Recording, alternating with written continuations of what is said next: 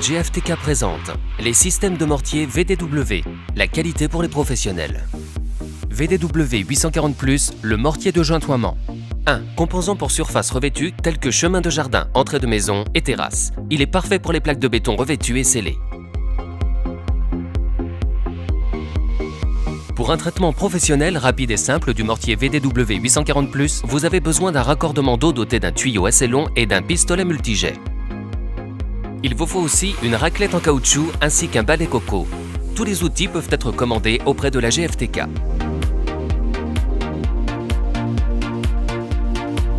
Portez toujours des gants et des lunettes de protection durant l'utilisation du mortier à joint. Pour obtenir un résultat optimal, il est essentiel de travailler sur une surface propre et d'avoir des joints de la largeur et de la profondeur requise.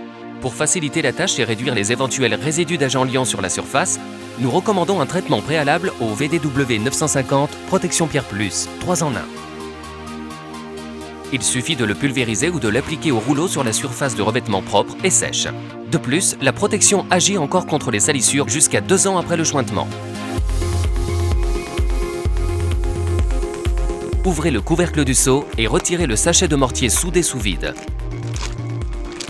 Ouvrez le sachet.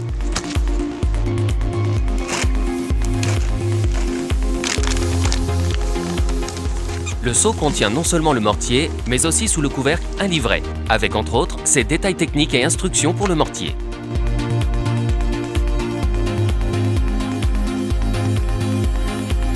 Mouillez intensivement jusqu'à saturation les surfaces à jointoyer avant l'application du mortier. Ceci facilite le jointement et empêche le mortier de coller immédiatement à la surface.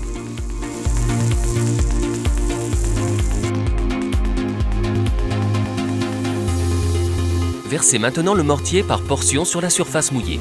Utilisez la raclette en caoutchouc pour faire entrer le mortier dans les joints, si possible en diagonale par rapport aux joints. L'ajout d'eau avec un pistolet fluidifie le mortier durablement. Lors du jointoiement, il est recommandé de partir du point le plus haut de la pente vers le bas.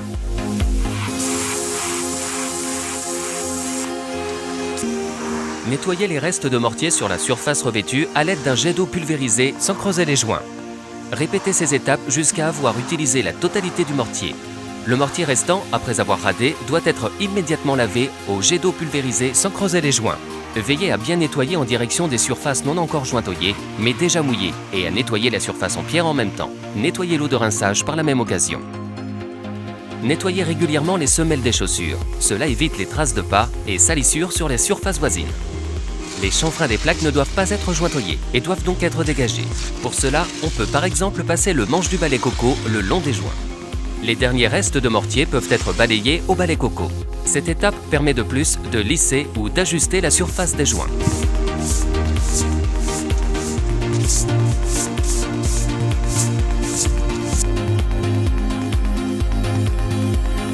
Pour le jointoiement des grandes surfaces, nettoyez le balai régulièrement.